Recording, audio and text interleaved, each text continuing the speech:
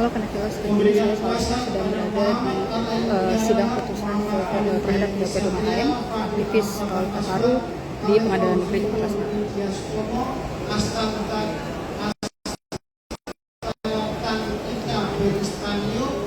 Abdul Rohim Marbun, Daniel Winarta, Nabil Hafizur Rahman, Ahmad Fatama Haris, Cikita Edwin Marko, Gema Ita Bersada, Wildan Sahil Kudur, Wildan Sirikar Ma'ruf, Awaludin Muzaki, Muhammad Ismur, Zainal Arifin Kadir Maulana, Afif Abdul Qayyim, Boy Jerry Abid Sendiri, Theo Rafaelsen, Tommy Ahmed dan Tommy, sebagaimana surat kuasa khusus nomor 65 dari SKK tahun Romawi 9 2025 tanggal 29 September 25. Lawan Kepala Kepolisian Republik Indonesia, Direktorat Reserse Kriminal Umum Kepolisian Daerah Metropolitan Jakarta Raya, sebagaimana identitas dalam putusan ini, yang dalam hari ini diwakili oleh Wira Setia Triputra, Brigadir Jenderal Polisi sebagai Dires Krimum Polda Metro Jaya, yang dalam hal ini memberikan kuasa kepada Abrianto Pardede, Inderson Manosong, Indon Sitorus, Jandri Prahinangit, Lima Bakti Prasetyo, Rido Norman Fadila, Herindra Aldo Putra, sebagaimana surat kuasa khusus tanggal 16 Oktober 2025 yang selanjutnya disebut sebagai pemohon. Pengadilan negeri tersebut setelah membaca penetapan, setelah membaca berkas-berkas yang bersangkutan, menimbang bahwa termohon melalui surat pemohonnya tanggal 3 Oktober 2025 yang telah didaftarkan di Panitiran Pengadilan Negeri Jakarta Selatan dengan register nomor 132 garing Dikra garing 2025 garing RJKT tanggal 3 Oktober 2025 telah mengajukan permohonan pra peradilan yang pada pokoknya telah termuat dalam putusan ini. Tidak kami bacakan. Menimbang pada hari persidangan telah ditetapkan pemohon dan termohon hadir kuasanya sebagaimana tersebut di atas. Menimbang bahwa setelah membaca surat permohonnya, pemohon menyatakan tetap pada pokoknya tetap dan tidak ada perubahan pada permohonan tersebut.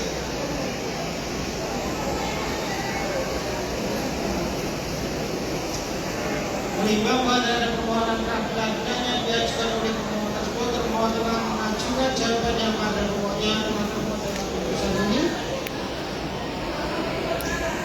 Jawaban dari termohon kita bicara.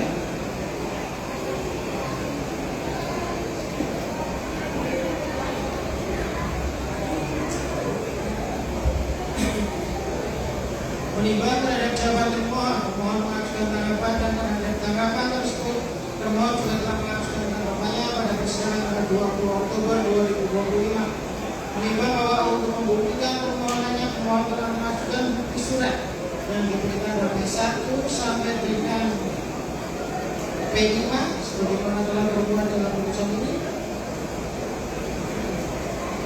Menimbang bahwa di samping surat bukti tersebut, pemohon juga telah menghadirkan 2 orang saksi ahli, masak ahli, yaitu ahli Ujita Judin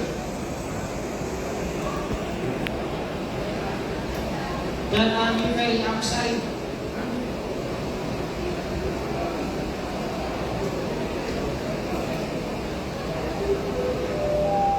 Keterangan para ahli sebagaimana juga pada pokoknya telah pada putusan ini yang selengkapnya sebagaimana dalam berita acara persidangan. Menimbang bahwa untuk membuktikan dari sangkalannya, pemohon telah mengajukan bukti yang diberikan dari 1 sampai dengan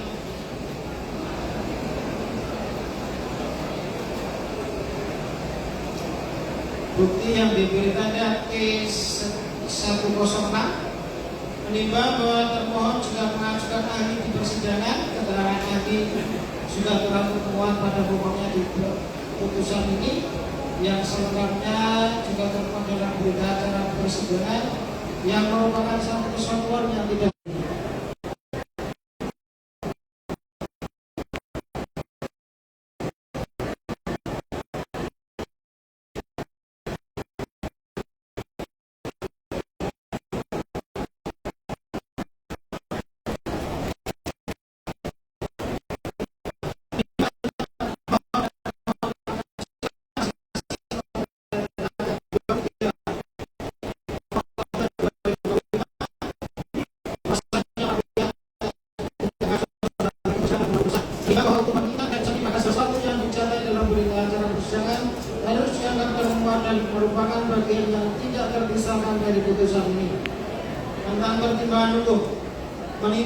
maksud dan tujuan permohonan pra peradilan pemohon adalah sebagaimana tersebut di atas. Menimbang bahwa pada pokoknya permohonan pemohon adalah penetapan tersangka terhadap diri pemohon berdasarkan surat keterangan penetapan tersangka nomor S-4/15/2025/Polda Metro Jaya tanggal 30 Agustus 2025 adalah tidak sah dan tidak beralasan menurut hukum. Oleh karenanya penetapan tersangka tersebut tidak memiliki kekuatan hukum mengikat. Menimbang bahwa terhadap permohonan pemohon di atas, termohon pada pokoknya menolak permohonan pemohon tersebut dan menyatakan bahwa tindakan termohon dalam menetapkan pemohon sebagai tersangka berdasarkan surat ketetapan tersebut adalah sah menurut hukum, dilakukan berdasarkan kewenangan penyidik dan berdasarkan pada dua alat bukti yang sah sebagaimana dimaksud pasal 184(2). Menimbang bahwa dari permohonan para pemohon dan jawaban dari termohon, maka hakim peradilan berpendapat bahwa yang menjadi masalah adalah apakah penetapan tersangka yang dilakukan oleh termohon telah sesuai menurut hukum. Menimbang bahwa selanjutnya hakim mempertimbangkan petitum permohonan pemohon dan akan pertimbangan bukti surat yang diajukan oleh para pihak sepanjang ada relevansinya dengan pembuktian dari petitum pemohon, sedangkan mengenai bukti surat dari para pihak yang tidak dipertimbangkan dianggap tidak ada relevansinya dengan pembuktian perkara akul. Menimbang bahwa untuk membuktikan permohonannya, pemohon telah mengajukan bukti surat yang diberikannya B1 sampai dengan B5 dan 2 orang ahli. Menimbang bahwa untuk menguatkan sanggahannya, termohon juga telah mengajukan bukti surat yang diberikannya B1 sampai dengan B106 dan 10 orang ahli. Menimbang bahwa sebelum pertimbangan pokok permohonan pemohon, hakim pra peradilan terlebih dahulu akan mempertimbangkan kewenangan Pengadilan Negeri Jakarta Selatan mengenai permohonan pra peradilan aku. Menimbang bahwa kewenangan unsur terhadap pra peradilan sebagaimana diatur dalam pasal 1 angka 10 dan pasal 77 yang pada pokoknya menentukan bahwa pra peradilan adalah wewenang Pengadilan Negeri untuk memeriksa dan memutus menurut cara yang diatur dalam undang-undang ini tentang a. sah atau tidaknya suatu penangkapan dan atau penahanan atas permintaan tersangka atau keluarganya atau pihak lain atas kuasa tersangka. B. Sah atau tidaknya penghentian penyidikan atau penghentian penuntutan atas permintaan demi tegaknya hukum dan keadilan. C. Permintaan demi kerugian atau rehabilitas oleh tersangka atau keluarganya atau pihak lain atas kuasanya yang perkaranya tidak diajukan ke pengadilan. Menimbang bahwa kemudian berdasarkan putusan Mahkamah Konstitusi nomor 21 garis miring strip Romawi 12/2014 menambah kewenangan pra dengan penetapan tersangka. Menimbang bahwa sebagaimana pasal 1 angka 14(2) menunjukkan bahwa tersangka adalah seorang yang karena perbuatannya itu atau keadaannya itu berdasarkan bukti pemohon patut diduga sebagai pelaku tindak pidana. Menimbang bahwa selanjutnya ditegaskan dalam pertimbangan putusan Mahkamah Konstitusi bahwa bukti permulaan yang cukup dan bukti yang cukup ditafsirkan sekurang-kurangnya alat bukti yang termuat dalam pasal 184(2) dan disertai dengan pemeriksaan dalam tersangka kecuali terhadap tindak pidana yang penetapan tersangkanya dimungkinkan dilakukan tanpa kehadirannya. Menimbang bahwa kemudian sebagaimana pasal 2 ayat 2 Peraturan Mahkamah Agung RI Nomor 4 Tahun 2016 menentukan bahwa pemeriksaan pra peradilan memiliki kewenangan tentang sah tidaknya penetapan tersangka dari aspek formil, yakni apakah paling sedikit dua alat bukti yang sah dan tidak memasuki materi perkara. Menimbang bahwa peraturan Mahkamah Agung RI diterbitkan dengan tujuan menjaga konsistensi dan kesatuan hukum sehingga tujuan hukum berupa kemanfaatan, keadilan dan kepastian hukum tercapai. Menimbang bahwa sebagaimana pendapat ahli Ijukan Judik dan ahli Henry Jaya Dipagiakan yang pada pokoknya mempunyai pandangan yang sama bahwa objek pra peradilan tidak masuk pokok perkara, hanya aspek formil dan administratif dan mengenai penetapan tersangka berdasar dipenuhinya syarat formil dua alat bukti. Menimbang dari pertimbangan di atas, hakim peradilan membatasi hanya mempertimbangkan terhadap formalitas yang dipenuhinya minimal dua alat bukti. Menimbang bahwa sebagaimana surat bukti yang diajukan oleh pemohon dari bukti surat T1 sampai dengan T31, hakim pra peradilan berpendapat bahwa penetapan tersangka terhadap pemohon berdasarkan laporan tanggal 25 Agustus 2025 yang kemudian dilakukan serangkaian penyelidikan yang dilakukan oleh petugas dengan surat perintah penyelidikan dan surat perintah tugas penyelidikan yang sah. Menimbang bahwa termohon melakukan pemeriksaan terhadap para saksi, menemukan barang bukti yang terkait termohon berupa tangkapan layar dari media sosial yang relevan dengan perkara aku yang dilakukan termohon sejak tanggal 25 Agustus 2025 sampai tanggal 29 Agustus 2025. Selanjutnya termohon melakukan gelar perkara pada tanggal 29 Agustus 2025 dengan kesimpulan meningkatkan status penyelidikan ke penyidikan.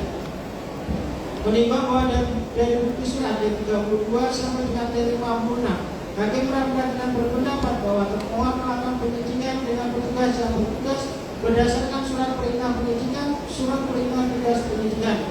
Menimbang bahwa terhadap dimulai penyidikan tersebut, termohon membuat surat tanggal 29 Agustus 2025 tentang pemberitahuan dimulainya penyidikan kepada Kepala Kejaksaan Tinggi Daerah Khusus Jakarta.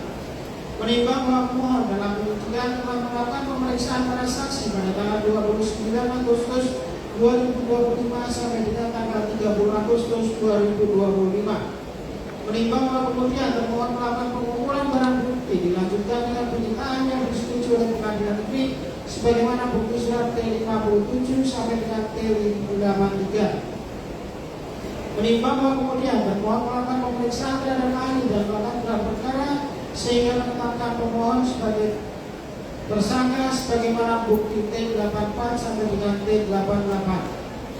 Menimbang bahwa mengenai penetapan tersangka tersebut, termohon telah mengirimkan pemberitahuan penetapan tersangka kepada keluarga atau kuasa hukum tersangka dan kejaksaan Kepala Kejaksaan Tinggi Daerah Khusus Jakarta sebagaimana bukti surat T89 sampai dengan T90. Menimbang bahwa dari bukti surat T91 sampai dengan T95, bukti surat T103 sampai dengan T105, termohon melakukan penangkapan dan penahanan terhadap pemohon. Menimbang bahwa berdasarkan bukti surat T96 diketahui pemohon menolak bertanda tangan dalam berita acara penangkapan termohon.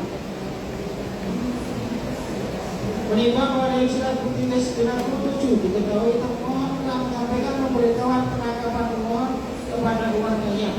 Menimbang bahwa bukti surat T98 sampai dengan 102 menunjukkan bahwa termohon telah melakukan penggeledahan yang dilakukan dengan izin dari Pengadilan Negeri.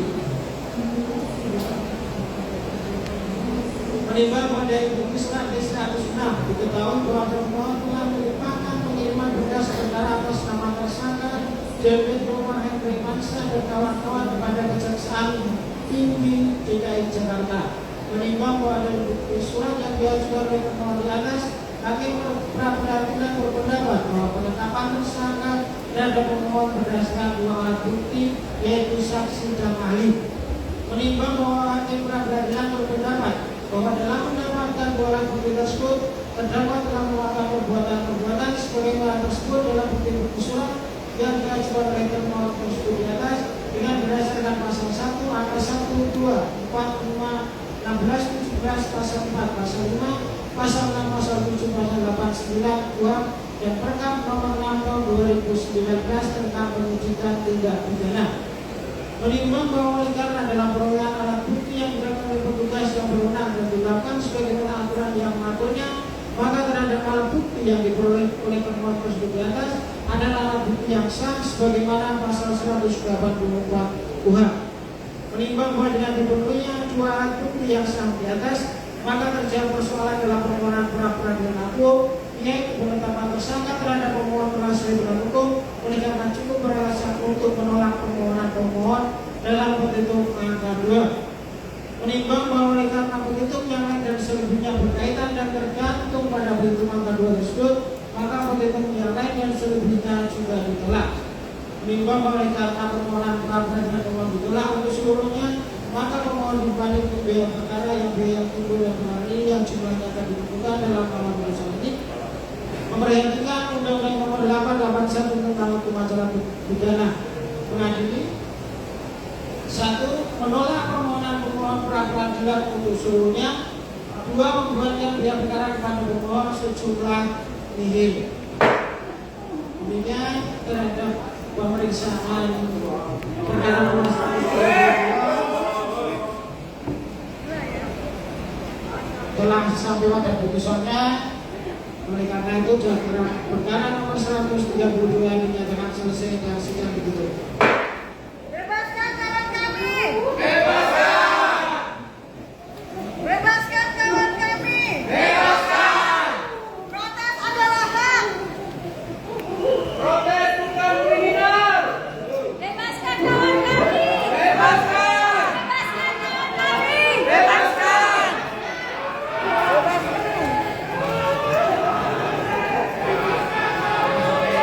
Ini punya siapa ya tadi? Bebaskan kawan kami. Hari ini kita dikecewakan oleh keadilan. Hari ini kawan-kawan kita peradilannya ditolak benar-benar.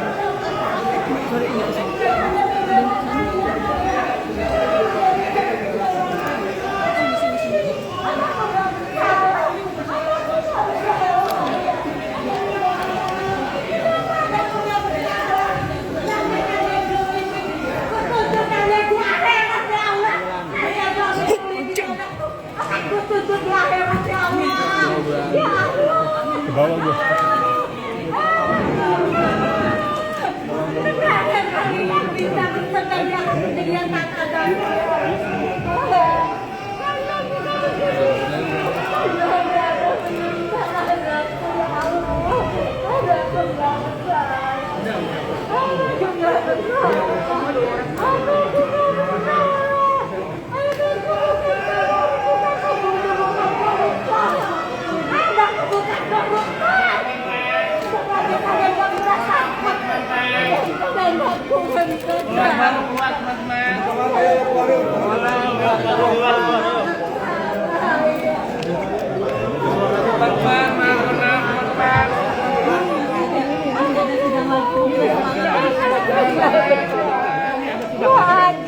Pengadilan adalah tempat yang benar-benar mendapatkan keadilan.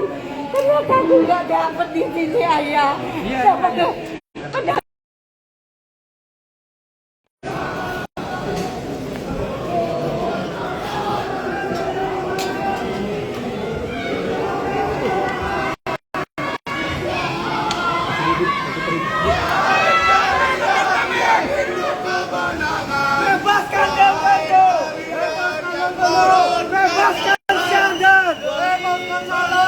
Bebaskan Muzaffar! Bebaskan Muzaffar! Bebaskan Arif! Bebaskan Arif! Bebaskan kawan kami! Bebaskan kawan kami!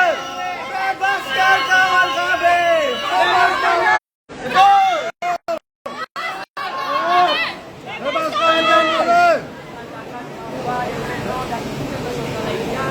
Kawan-kawan dari orang muda, Gerakan Muda Lawan Kriminalisasi akan membacakan deklarasi kami terhadap situasi yang saat ini terjadi, yaitu salah satunya penangkapan dan juga penolakan hakim terhadap pra peradilan kawan kami yang ditangkap. Ayo dibacakan. Baik, sebelumnya hari ini kami sangat dikecewakan di Pengadilan Negeri dari teman-teman aktivis serta mahasiswa semuanya, para pemuda dan lain sebagainya, bahwasanya kami bersuara, kami masyarakat sipil yang bersuara hanya untuk keadilan, tetapi malah kami dibungkam, dikriminalisasi, bahkan dipenjara. Kawan-kawan bisa lihat para koruptor yang berkeliaran, sampai mana titik pemerintah ini mengawal. Seakan-akan negara ini abai. Kita hari ini melihat hukum seakan-akan hanya orang yang bersuara keras kepada pemerintah hanya di penjara, tetapi orang-orang yang bisa bersilat lidah dengan pemerintah, dengan penjilat para pemerintah, malah dibebaskan. Kami meminta hak dan hukum, bagaimana undang-undang yang menegaskan bahwasanya kebebasan untuk masyarakat sipil untuk bersuara. Hari ini kami dikecewakan oleh Pengadilan Negeri Jakarta Selatan. Terima kasih. Masyarakat adat Pabelal Sangaji, pejuang tanah Papua dan warga di berbagai wilayah lainnya juga dipaksa merasakan dinginnya lantai tahanan hanya karena mempertahankan hak-hak mereka. Gelombang perlawanan warga yang dilancarkan ke arah penguasa beberapa bulan ini bukan tanpa alasan. Terdapat ribuan buruh yang terkena PHK, orang-orang muda yang terhimpit, harga pendidikan yang semakin tinggi, lapangan pekerjaan yang semakin mengecil, kondisi lingkungan hidup yang rusak akibat pembangunan ekstraktif, menyempitnya ruang sipil dan demokrasi, sampai ribuan anak-anak keracunan akibat makan bergizi gratis, serta masih banyak masalah mendasar lainnya yang mengusik ruang hidup rakyat. Kerasaan atas hal-hal tersebut yang memantik amarah rakyat, yang sepatutnya didengar oleh negara. Ikrar yang mengajarkan bahwa kemerdekaan hanya tercapai oleh keberanian menolak penindasan. 97 tahun kemudian, semangat itu dihianati oleh mereka yang berkuasa. Karena itu kami bersumpah kembali bahwa bukan untuk tunduk, tetapi untuk menantang penindasan, membangkang pada rezim otoritarian Prabowo Subianto, dan memastikan bangsa ini tak lagi diam pada keadilan. Kawan-kawan, kartu merah ini adalah bukti bahwa negara telah melakukan pelanggaran. Betul. Bebaskan kawan kami. Bebaskan kawan kami. Bebaskan Del Pedro. Bebaskan Del Pedro. Bebaskan Syahdan. Bebaskan Syahdan. Bebaskan Harik. Bebaskan Harik. Bebaskan Muzaffar. Bebaskan Muzaffar. Bebaskan Wawan. Bebaskan Wawan. Dan bebaskan seluruh tersangka yang hanya memperjuangkan haknya. Betul. Bebaskan. Bebaskan kawan kami. Bebaskan kawan kami. Bebaskan kawan kami. Bebaskan kawan kami. Mereka dirampas haknya, tergusur dan lapar. Bunda relakan darah juang kami, padamu kami mengabdi. Di sini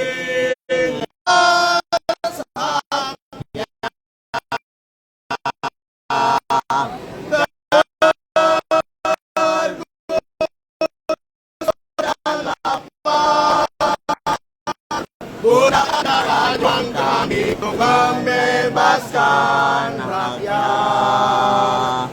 Mereka dirampas haknya, tergusur dan lapar.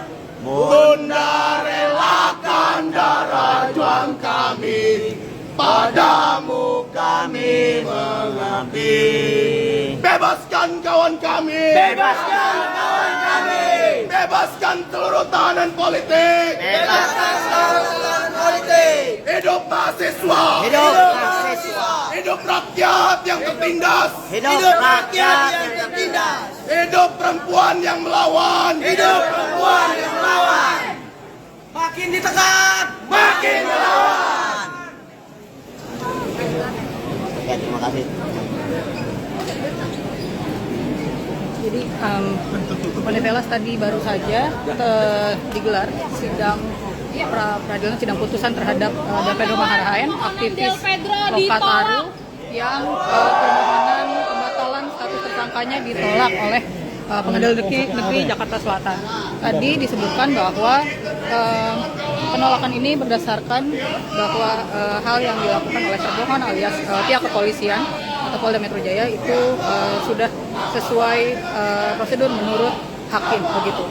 Dan tadi baru saja digelar aksi solidaritas sekaligus pembacaan deklarasi orang muda begitu dari Gerakan Muda Lawan Kriminalisasi, menyusul dengan penolakan permohonan bagi Del Pedro, juga tadi yang sudah digelar yaitu Harik dan Syahdan serta Muzaffar, serta ada 900 lainnya yang masih ditahan pasca aksi Agustus 2025. Saat ini Gerakan Muda Lawan Kriminalisasi masih berada di depan ruang sidang untuk menyuarakan kekecewaan terhadap putusan. Rakyatnya sendiri. Lihatlah, begitu lucu kawan-kawan. Betul. Mari kita tertawakan negara.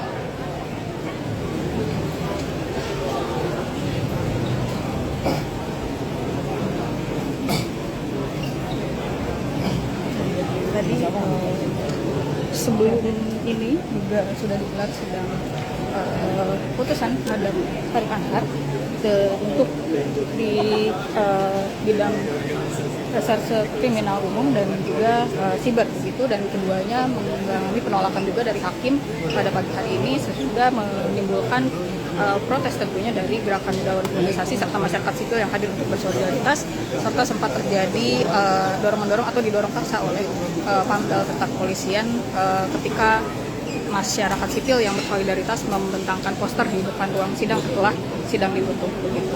Dan situasi saat ini di Pengadilan Negeri Jakarta Selatan masih ramai. Jadi apa yang dialami oleh Del Pedro, Muzaffar, Syahdan dan Arif adalah kriminalisasi atau penangkapan serta proses hukum sewenang-wenang dari kepolisian atau dari aparat penegak hukum terhadap para aktivis yang kritis menyuarakan hal-hal mengenai keadilan bagi masyarakat sipil, terutama pasca rangkaian aksi